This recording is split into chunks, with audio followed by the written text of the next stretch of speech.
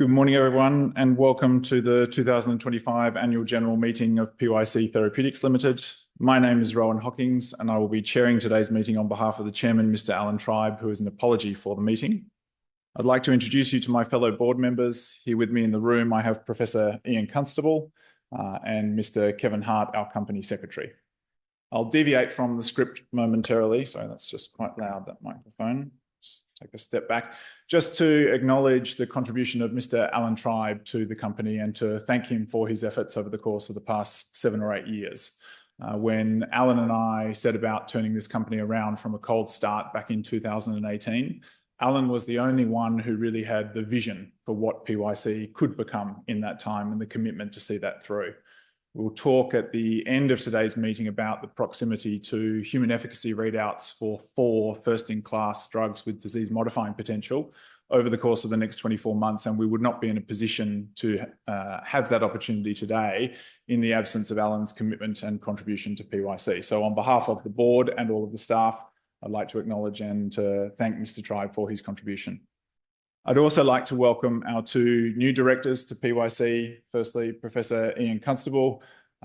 Prof has been helping me over the course of the last several years already in the background, but I'm delighted to bring Prof Constable on board with his depth of knowledge in our scientific programs and also the journey that sits in front of us, the challenges and opportunities for a company like PYC Therapeutics as we seek to move multiple assets into late-stage development. So I'm personally very grateful, Prof, that you have joined the board and very much looking forward to working with you.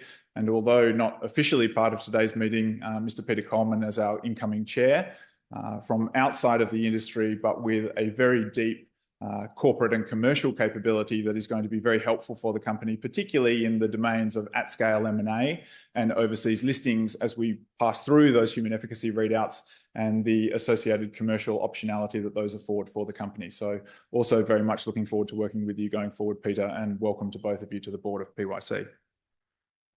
For the record, I'm advised that a quorum is present and I declare the meeting open. The format for today's meeting will be as follows. Firstly, I will attend to the formal business of the meeting, which on conclusion will be followed by a presentation on the company's outlook over the coming 12 months. A copy of the notice convening this meeting has previously been made available to all shareholders and sets out in detail the nature and purpose of the resolutions to be considered at today's meeting. I propose to take the notice as read. The company has received valid proxies from 198 shareholders holding a total of 225,119,341 shares, representing 39% of the issued capital of the company. After each resolution is displayed on the screen, I'll invite questions from the floor. I'll be limiting questions to the motion being considered. Opportunity will be provided for shareholders to ask questions on the resolutions. I would ask that you state your name for the record when you address the meeting. If a question is asked which, in my opinion, does not relate to the motion which is before the meeting, I will rule the question as inadmissible. In my capacity as chair, all resolutions today will be decided on by a poll rather than any vote on a show of hands. Accordingly, the resolutions will be for discussion purposes only. The poll will be taken once we have been through all of the resolutions. Ballot papers were given to eligible shareholders at the time of registration, and I will ask you to complete these. The poll will be taken, results of which will be announced to the market later today. I will further explain the procedure for the poll at that time. Note that each shareholder at the meeting can only vote for his or her personal shareholding at this time. Only proxies lodged with the company up to 48 hours before can be counted in the vote. We will now proceed with the business of the meeting. Agenda item number 1 is the annual report. The first item on the agenda is consideration of the financial statements, the director's statement and report, and the auditor's report for the financial year ended 30 June 2025, all of which have been made available to shareholders in accordance with the requirements of the Corporations Act. The company's auditors, PricewaterhouseCoopers, are represented here today by Mr. Adam Thompson, in accordance with the requirements of the Corporations Act, and he is available to address appropriate questions or comments from shareholders on this agenda item. Are there any questions or comments in relation to the reports under consideration?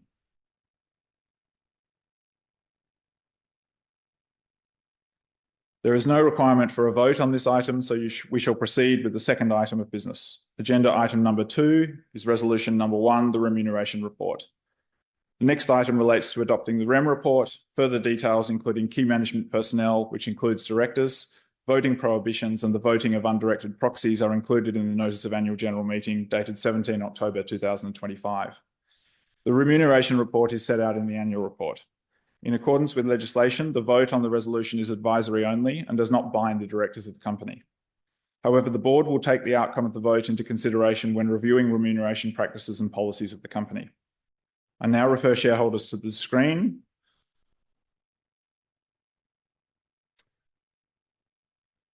Displaying in full and the valid proxy results. We don't have those ones actually, we've got a blank table. Do you want to come and take the microphone? Our results for proxies for the first resolutions are for 224 million, against 178,000, open 85,000, and abstained 109. So that's 99.88% of the votes are in favour of this resolution. Thanks, Kevin. I now formally move the motion that Resolution 1 be put to the meeting in the form set out in the notice of meeting. Is there any discussion on this resolution?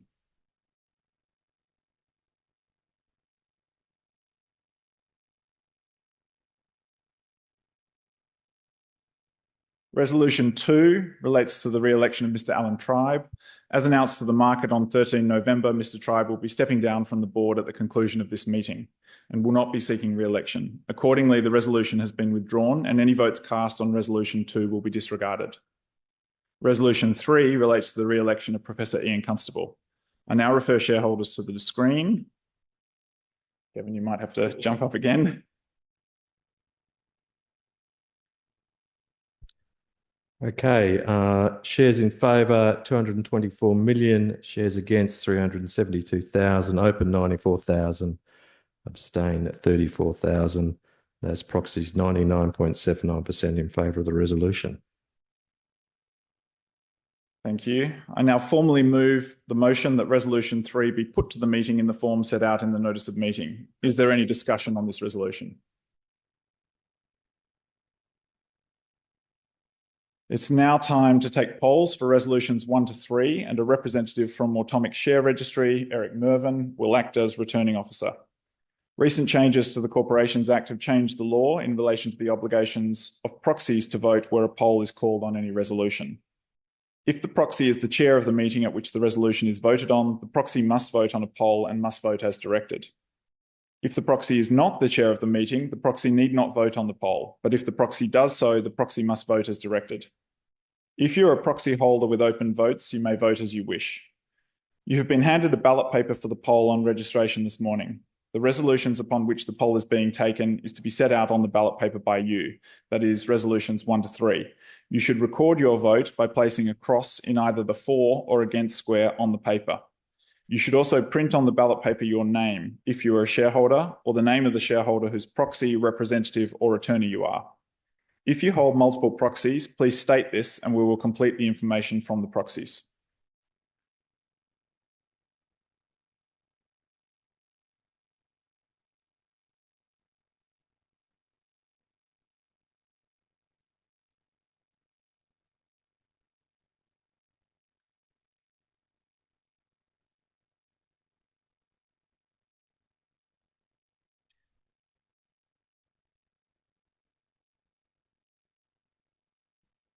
One, three, yeah. Anything? That's it. Yeah.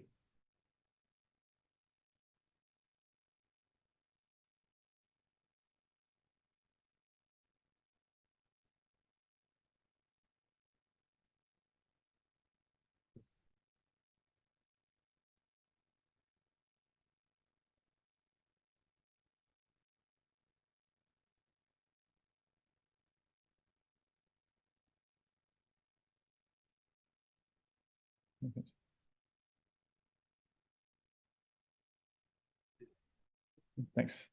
Have all persons who intend to vote now voted? Good. It appears as though the voting process has been completed. The results of the poll will be announced to the market later today. That concludes the last item on the agenda. I now open the meeting to all members to ask questions. Does any member have any questions or comments? Garrett, will you take the you just wait for the microphone to come.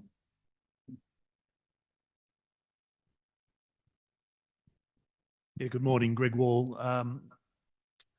In the press recently, you talked about the company's outgrown its board and talking about board renewal. What we've seen is the exit of two very senior people who are experienced in bringing pharma to market in America in particular. And we've seen the exit of the major funder to date of this business, being replaced by a highly respected professor, albeit a very senior professor, 82 plus years of age, and an oil and gas man. Doesn't seem like board renewal to me. Could you comment, please? Yes, I think as I alluded to at the start of the meeting, both Professor Constable and Mr. Coleman bring skill sets that are highly relevant to the company in its journey going forward. So we talked about Professor Constable's background, both as a physician with a very deep understanding of the patient interface, but Prof. Constable's experience is far broader than that. He has a background in research and has founded several companies that have been on the drug development journey and made their way through to the US market. He also has a very deep understanding of the commercialization journey associated with drug development pathways as a whole. And in relation to Mr. Coleman, you're quite right that he comes from outside of industry. And I think that is a good thing to have the diversity on the board representation as well. I think the domain skill set that Mr. Coleman brings to the company is, as we spoke about before, the at-scale M&A and the experience with dual-listed entities, and in particular those that grow up on one market and move across to another market that is potentially closer to their home in the longer run. So I think both of our two new appointments bring highly relevant skill sets to the company. I don't think the board renewal process has ended yet, and we may look to further build out the board, particularly through the course of next year, with additional industry-based skill sets that I think will stand the company in very good stead going forward for its journey. Any other questions?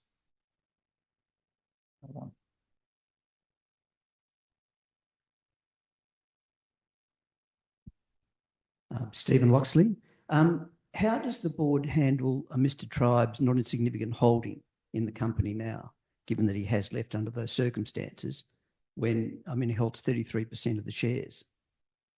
Look, Alan has been a long-standing supporter of PYC and, as you point out, retains a very large shareholding in the company. I think Alan has got a very clear understanding of the company's trajectory going forward, the gap between the intrinsic valuation that has already been created and the enterprise valuation in the company. So I think Alan's interests are very much aligned to the broader shareholder base with respect to the company's need to find a pathway for closing that gap, as well as continuing to build intrinsic value as we move through these critical upcoming human safety and efficacy readouts. So I don't see any misalignment there between Alan's longer-term objectives and those of the broader shareholder base in PYC. Any other questions? Yeah. Thank you. I suppose I was anticipating an update on how you're progressing with a number of the drugs. Are you still going to do that? Once we've closed the formal part of the meeting, we'll have a presentation in relation to where the company has got to through the course of 2025 and the outlook for 2026-27, yes. Yeah, because I'm sort of very keen to understand where the progression is on the various products that you're developing, in particular the kidney, which is the one that really offers the greatest return for shareholders. So I'll be very interested in that. Hopefully we satisfy you through the latter parts of the presentation. Any other questions? No. Ladies and gentlemen, that concludes the business of the meeting. Thank you all for your attendance, and I formally declare the meeting closed.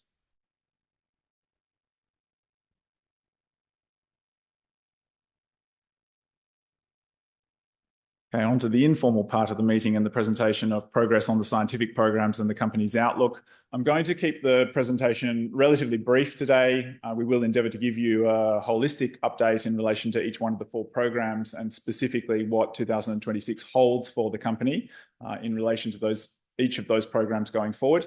But given the proximity to our recent investor webinar, what I thought we'd do is open up early for Q&A to give you control over the topics of most interest for you, and we can take a little bit more time to elaborate and give some slightly more fulsome answers in relation to those. So what I propose to do through the course of this presentation is to give those who are new to the story a very brief introduction to the company and what we do, to look back on the highlights of 2025, a year in which a great amount has been achieved by the company, but spend most of the time looking forward to what's coming in 2026 and extending that vision to include 2027, specifically as it relates to our Phelan-McDermid syndrome program as our fourth drug development asset moves into clinical development. We'll then open up for Q&A to ensure that everybody is fully comfortable with where we've got to and where we are heading. For those unfamiliar with the company, PYC makes drugs for patients who have severe genetic diseases and who don't have any treatment options available to them today. We do this in a very particular domain. We serve patients who have diseases that are caused by haploinsufficiency. And what this means is that you have 2 copies of every gene in your body. And patients with a haploinsufficiency have a mutation or a spelling error in one of those 2 copies of the gene. And consequently, they are expressing half as much of that gene at the protein level in one particular cell type in the body as they need. And this is a very well-suited domain for RNA therapeutics, where we can design a drug that goes to the good copy of the gene and tells that gene to make 2 copies of the protein when it otherwise would have made 1. So what we are trying to do here is to create what we call quantitative cures for these patients. If you look at a cell that is unaffected by the disease process and you compare that to a cell that is affected by the disease process but has been treated with PYC's RNA therapeutic, at the protein level, you should not be able to see any difference between those 2 cells. So the quantitative cures, they're very high impact drugs because they are what we call disease modifying drugs. They are addressing the root cause of what is driving that patient's phenotype or the disease manifestation. It's a very elegant approach to disease correction, but it brings you headlong into the Achilles heel of the RNA therapeutics, which is that they don't get inside cells very well, and they are only active on the inside of cells, meaning that we have a delivery challenge. This is where the other half of PYC's technology comes into play. We use a delivery peptide to take that drug inside the cell where it is active. And we use that delivery differentiation to create a competitive advantage over other RNA therapeutics players in the space. So there is a very carefully considered and proximate link to the way the disease is manifesting and the use of this specific modality to correct it. We have used those 2 platforms to create 4 drug development programs. 3 of those drug development programs have entered human testing, and the 4th one is anticipated to do so next year. So we are now in the window where we are going to generate human safety and efficacy data for all 4 programs over the coming 24 months. These are the 4 patient communities whom we serve. And I would like to extend a particular thanks to all of the patients with retinitis pigmentosa type 11, autosomal dominant optic atrophy, and polycystic kidney disease who have volunteered to participate in one of PYC's clinical trials. It is a very brave thing indeed to do, to volunteer to help characterize the risk-benefit profile of a drug candidate that has never been evaluated in a human before. On behalf of the entire team at PYC, we extend our gratitude to those patient populations with whom we feel very much part of the journey together. So we are very grateful to each of those individuals, as well as the healthy volunteers in the case of polycystic kidney disease who have volunteered for those trials. If the potential of each of these programs is fully realized in the clinic and associated with that disease-modifying potential that we spoke about beforehand, there is a very large derivative commercial benefit to changing the lives of those patients. The 4 indications that you see in front of you today have a collective annual market value of $30 billion. So we are playing a very high-stakes game here in relation to genuine innovation, creating therapies for patients who have no treatment options available today, with a view that we make a very profound impact in the treatment landscape because of the extent of the impact that those drugs can have in those patient populations. To give you some colour, many of you will be familiar with the acquisition of Avidity Biosciences over the course of the past month by Novartis for US $12 billion. Avidity are going after 2 different rare diseases, 2 forms of muscular dystrophy, both of which have a prevalence that is very similar to Phelan-McDermid syndrome. And one of the comments, we're going to look at some of the other comments of the Novartis CEO in acquiring that asset, but one of the comments that was made by Vas Narasimhan at the time was there are 2 assets within this pipeline that could potentially repay that US $12 billion purchase price. And I think that's a particularly relevant comparison or transaction for you to be aware of, because the acquisition was made on the back of phase 1/2 data. with a further comment from the CEO that we will look at later that suggested had we waited for the phase 3 readout, we would have had to have paid double for the asset. So the human efficacy data that is coming over the course of the next 24 months is what moves the needle from a big pharma standpoint. That is what is going to create the commercial optionality for this company and its path going forward. In addition to the patients, I'd also like to extend a very heartfelt thank you to all of the PYC staff for all of the late nights, early mornings, and weekends committed to those patient populations. It is a very long and arduous journey, one of drug development. It is referred to in the life sciences as a team sport, and it very much is. PYC has an exceptional team who are working very hard to drive impact in these patient populations. And it's through those efforts that we have been able to already achieve quite remarkable outcomes. If we look back on the top 3 highlights of 2025, for me, those have been the progression of the polycystic kidney disease drug program into human trials. Not only did the asset dose its first subject in the second quarter of this year, but all 4 cohorts in Part A, the healthy volunteer study, have now been successfully dosed. We have also dosed the first cohort in Part B of the study in polycystic kidney disease patients, and we expect through the efforts of our clinical operations team to have dosed the second cohort in B2 in Part B of that study before the end of the year. That will leave us with one final cohort, B3, in the new year before we move through to the very highly anticipated repeat dose studies, the phase 1B study in polycystic kidney disease, upon which we all have a very lot riding. The second achievement is in relation to the Phelan-McDermid syndrome program. You have seen a non-clinical data pack here, and it's interesting that we are getting very excited in relation to preclinical results here due to the elegant and comprehensive nature of the outcomes that we're seeing. Many of you, the familiar faces who were here at the earlier investor webinars, first saw the data that we generated in the patient-derived neurons or brain cells, the brain cells that come from the children with Phelan-McDermid syndrome. What we were able to show there is the quantitative rescue, the lift from 50% gene expression back to 100% or unaffected levels of the target gene, in this case, SHANK3. We were also able to show that the SHANK3 protein localizes after we have that increased synthesis of the protein, that it localizes to where it needs to be. So it is found in the cell in the postsynaptic density where it is responsible for helping the neurons communicate with one another. And then many of you will remember that quite remarkable video showing downstream of that, the restoration of the communication between the neurons post-treatment with the drug.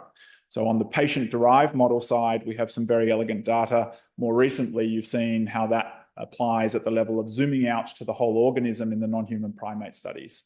Here to answer the critical questions of when we administer the drug to a living organism, can we, at a safe and well-tolerated dose, achieve enough drug in the target regions of the target organ, in this case, the brain?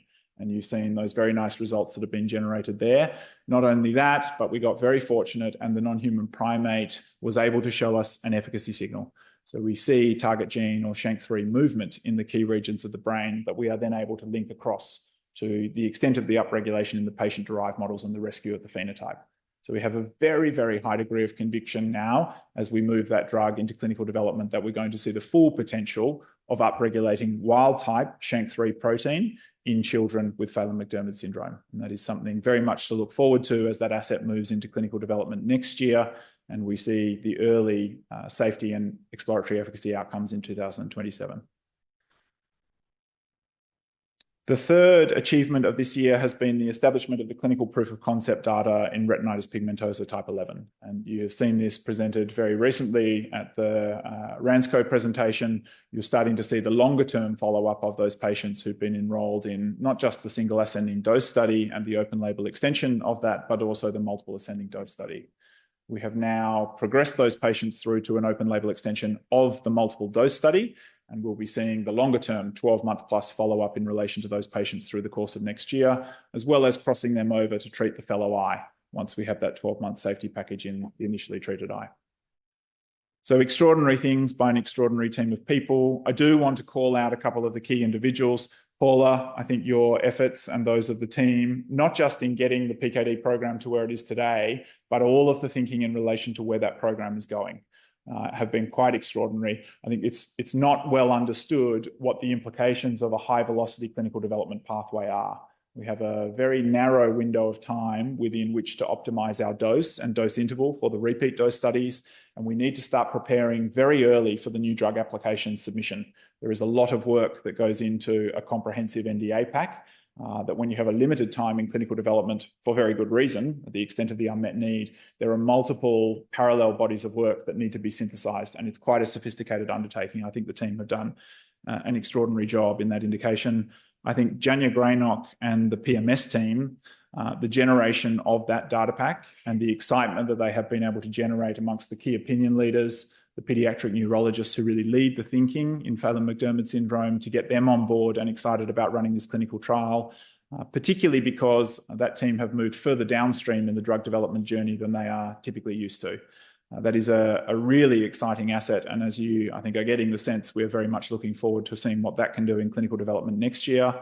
And then I think Shri has done an outstanding job, again, with multiple concurrent complex bodies of work, running the clinical trials, engaging with the key opinion leaders over in the US, and now preparing for the regulatory meeting with the FDA that is scheduled for the first quarter of next year to align on that registration of study format.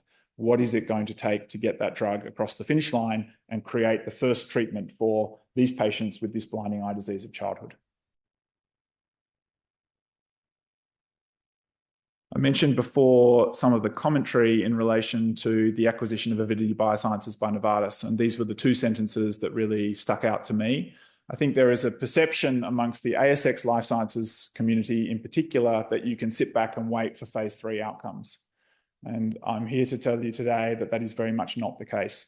Because of the different trajectory of precision medicines going after a genetically validated target and the fundamentally altered shape of the risk curve, the phase 1-2 data that we generate in these programs is absolutely critical to driving propensity for these assets to be launched as first in indication and potentially best in indication drugs. And that very much changes how the industry looks at these assets, which is where that commercial capability and skill set is really relevant to the organisation going forward. It is these efficacy readouts that are coming within the next 24 months that are going to change the game for PYC. So if we look ahead to what's coming, there's a lot here because we are a company that is running multiple programs concurrently. But the ones that I specifically want to call your attention to are in the first column.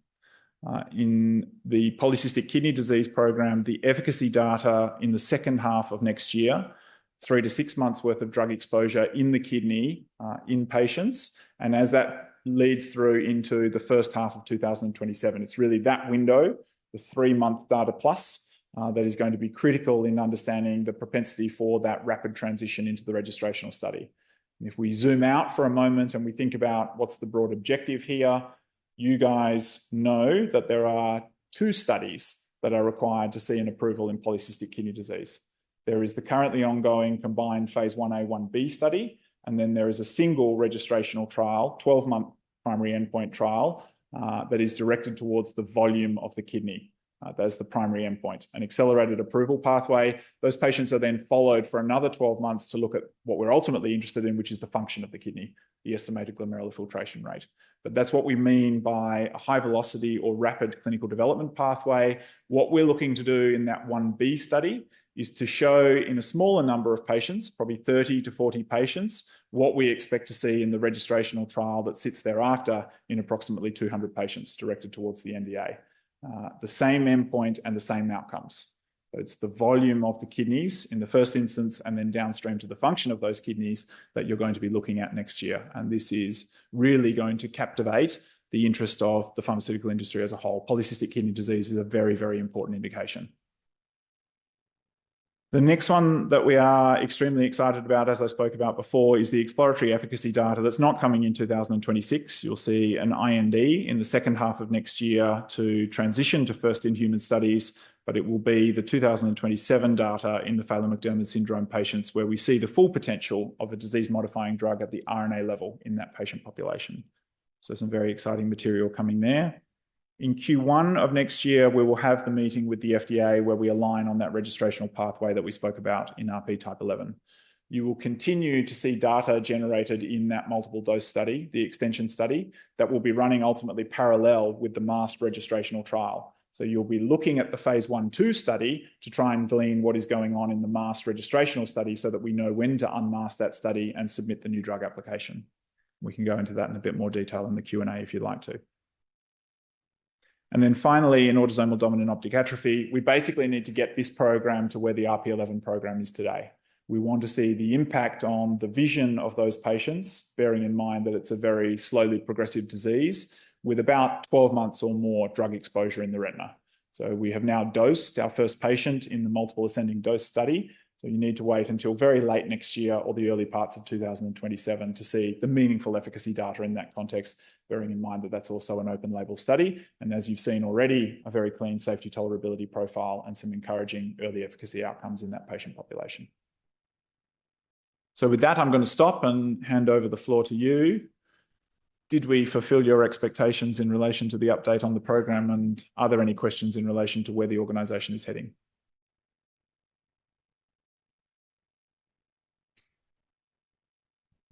Thanks, Rohan. In relation to the RP11 program, have you worked out which hurdle that you want to overcome? Because in the results, I think it was early this week, there were 4 that you've kicked goals on. Does that sort of help you determine what your ultimate goal is going to be? Because presumably when you set the program with the FDA, you only get one shot at goal. So you've got to choose your best shot, if I'm right. Yes, I think that's right.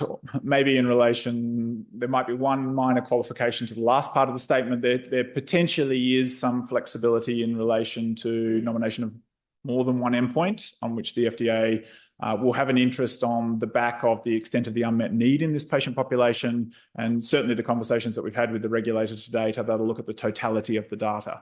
But that being said, we do have to consider nomination of the primary endpoint in that study. And yes, I think we've got a very good idea in relation to what we are going to propose to the FDA in Q1. And we are trying to give the information to investors very much guided by our thinking in that respect. So you see the first chart or figure 1 in that ASX announcement looks at the mean change in low luminance visual acuity. So I think to make that relatable for you, you're probably all familiar with going to the doctor's office and reading the letters on the eye chart. These patients are doing that under a low luminance setting. So they're turning the lights down and getting the patients to read the eye chart. That is the low luminance visual acuity endpoint, and that is almost certainly going to be the primary endpoint that we nominate. Within the LLVA endpoint, there are a few different ways you can slice and dice it. I think what we'll be looking at there is the mean change in LLVA as between the treated arms of the study and the sham control group. So if we think about the design of the P3, almost certainly you'll have 3 arms, 2 treatment arms at the 75 and 30 microgram doses versus a sham control arm. And so what we're going to be looking at there is exactly that data that you're seeing. To what extent can we see an improvement in the visual acuity of the patients who are receiving the drug, and how does that compare to what we expect to see in the sham control group, which is very similar to the natural history studies, or the rate of progression of the disease in the absence of treatment. And then not only do we need to see a statistically significant spread of the data between those 2 groups, but there is also an absolute clinical meaningfulness threshold that the FDA impose. So they want to see a 15-letter gap, which is quite a substantial gap. It's 3 lines on the eye chart, delta between the treatment arm and the sham control group. So I think you'll see something very similar to that come out of the Type D meeting with the FDA in Q1. Any other questions?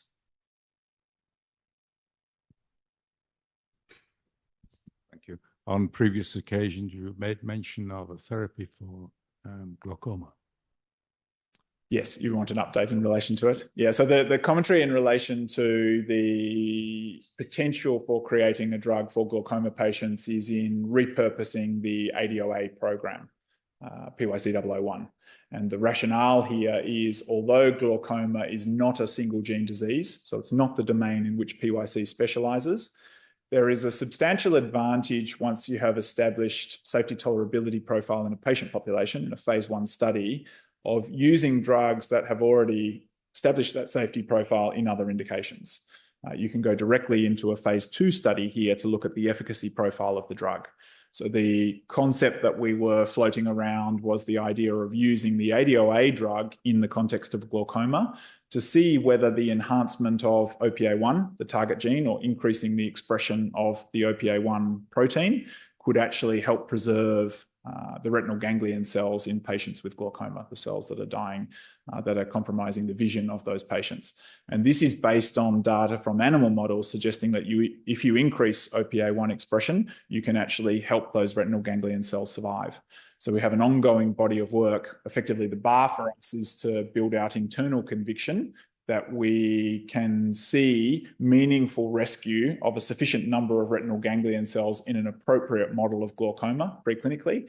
And so we're trying to complement those animal models of the disease with patient-derived models. So what we've done is formed a collaboration with an academic group who have taken tissue samples from patients with glaucoma and created those patient-derived models with which you're familiar, retinal ganglion cells. And so we are continuing to evaluate the potential utility of the ADOA drug program in glaucoma.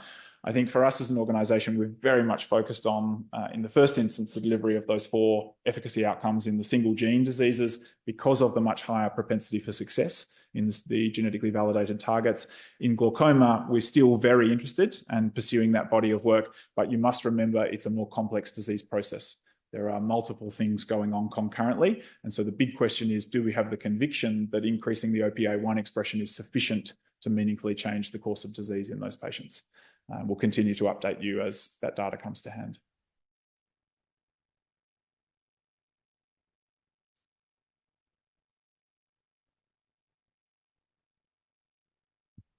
All right. From a commercial perspective, you've got a runway of cash and you've got the objectives you're trying to get to. Unless one of those does come off, then in a situation where you're short of cash. How does that fit into those programs versus the cash in the runway?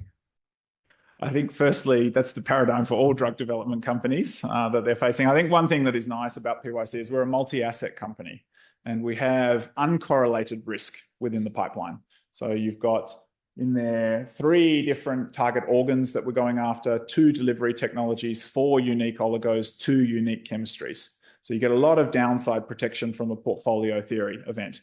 And I think that's one of the other areas of excitement in relation to the Phelan-McDermid syndrome program. Remember here, this is the 2' MOE chemistry that's being used by Spinraza, nusinersen, the approved drug in spinal muscular atrophy. So we've got a lot of downside protection if something goes wrong within the programs, but very much exactly as you describe, we are funded through to fiscal year 2028. So we've got quite a long runway from a biotechnology standpoint, and you can see within that timeframe, we have got a lot of technical milestones that can drive potential upside.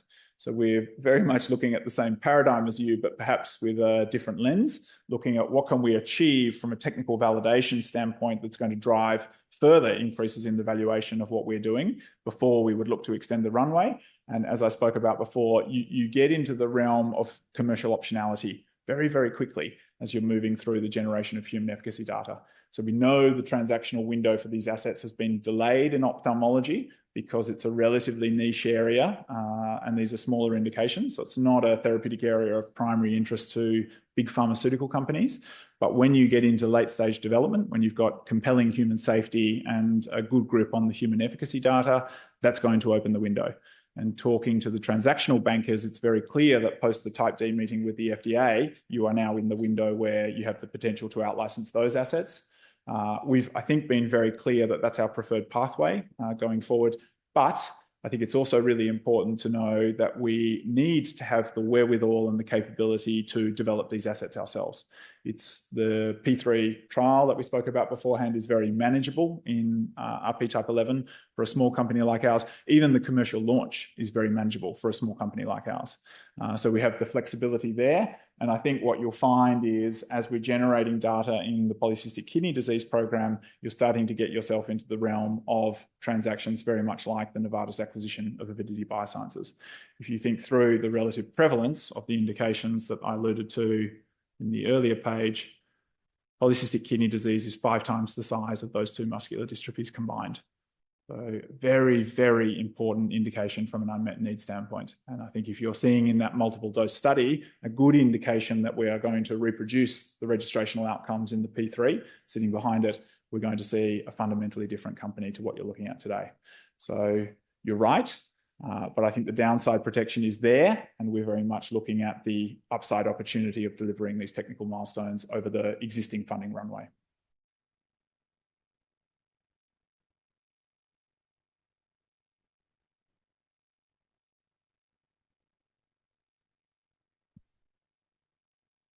Hi, Ron. If the magic moment in the kidney drug is when the kidney starts to reduce in size in a meaningful way, does that mean you measure it before we start and then you measure it at 12 months? Is there any point in measuring it in the middle at 6 months to get a clue? Is that the plan? Yes, yes, that's right. So in the single ascending dose studies, firstly, you're quite correct. The patients are screened and have an MRI at baseline to assess the volume of the kidney. In the single ascending dose studies, those patients are having an MRI at 3 months and 4 months to look at the follow-up delta. And we also, as we move through to the multiple dose studies, have regularly planned MRIs of those patients to give us that continuing feed of data in that respect. That's the very nice thing about a truly objective endpoint, the size of the kidney. There's nothing complicating it there. So we'll have those images processed in multiple different dimensions, not just the size, but looking at individual cyst volume, the amount of residual renal parenchyma that's present within the kidneys, and we'll be having a look at all of those metrics continually through the course of next year, which is why that data gets so exciting, because you are looking at it 3, 6, 9, and 12 months, as we're seeing patients who are receiving continual exposure to the drug candidate in the repeat dose format in the same manner as what we expect to take forward in the pivotal. So you're looking at identical outcomes in a smaller patient population. Still substantial, 30 to 40 patients.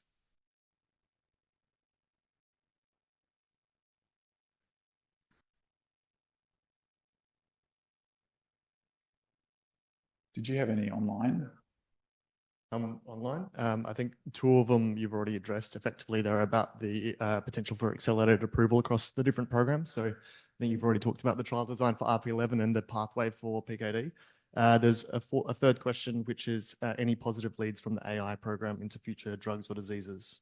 Sure. The AI program being the Google collaboration here? Yeah, okay. So for everybody's background awareness, we entered into a collaboration with Google Cloud to see whether we could use Google's investment in the 3-dimensional modeling of proteins, technology known as AlphaFold, to design a ligand or a binder that could specifically engage with that particular protein.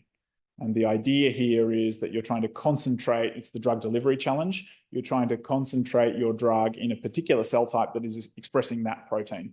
So if we can find a receptor binding domain or a ligand to engage with it, we can append the drug onto the receptor targeting motif and get more drug inside the particular target cell. And this has become an enormous area of interest to the field as a whole. The more drug that is in the target cell, the lower the dose at which you need to administer in order to achieve efficacy, therefore the lower the propensity for toxicity or side effect profile. We are struggling to put together all of the different elements that are required in order to successfully navigate that challenge. And in particular, it's the fidelity of the in silico or in the computer docking simulation between the ligand and the protein that is causing us a challenge. We remain very, very interested in that field. You can clearly see, if you're across what's going on in the space, everybody is heading into this domain. So we have got some more work to do there. At the minute, it's a secondary focus for us because we're very much focused on those clinical readouts. But I think as we think through the evolution of the company to programs 5, 6, 7, 8, it remains an area of active exploration for PYC.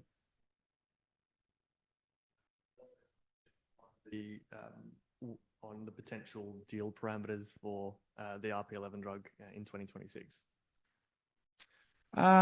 Look, deal parameters, you guys get the same information that I get. I potentially get a little bit more because I'm privy to the conversations with the bankers, but I don't think there's anything in those conversations that would surprise you. If you look at the recent transaction between Eli Lilly and Mira GTX, I think for LCA4, it's another inherited retinal dystrophy that is very rare. The potential patient population is about 10 to 20% the size of RP11.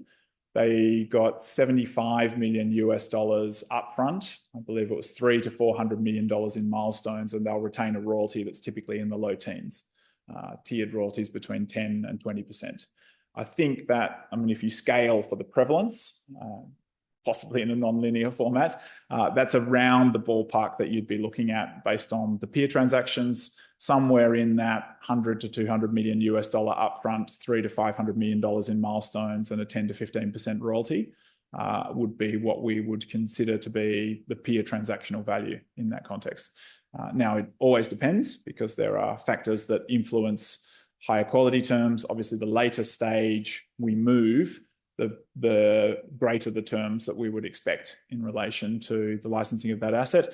Any additional data that we can generate from those open label extension studies that is giving us higher conviction that we can reach that stat sig and the 15-letter threshold between the treated arm and the natural history of the disease would give us a greater expectation in relation to what we would want to see back. Now, there is potential scope for trading off at-risk money from the front end to farm into a larger royalty at the back end, but I think that gives you a decent colour in relation to where our expectations would be on an out-licensing of RP11.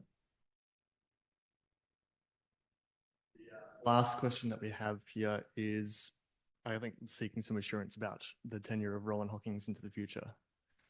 On the back of the recent events, I have made a commitment to see the organisation through 2027.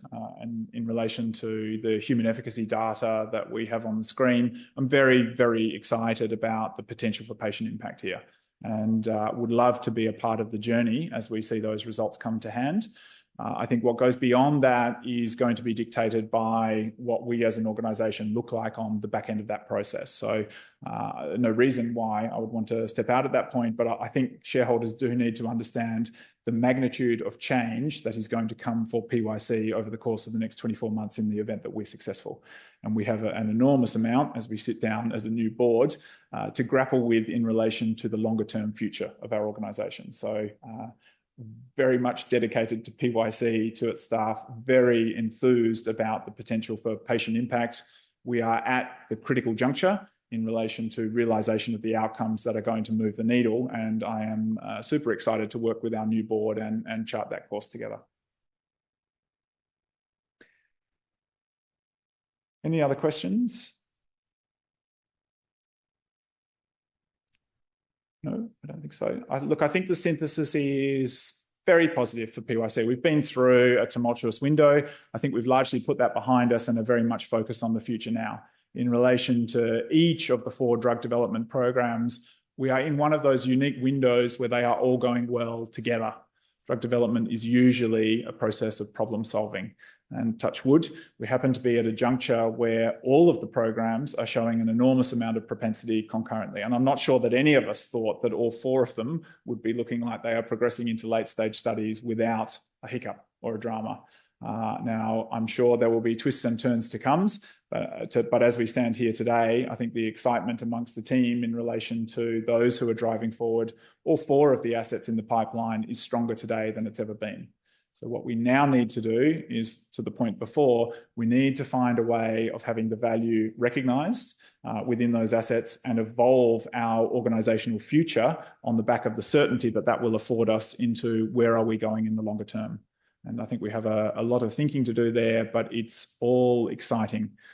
A great range of options. And I think if we chart that course well, we put ourselves in a very, very strong position going forward. And hopefully we drive a substantial return for all of our shareholders in the process.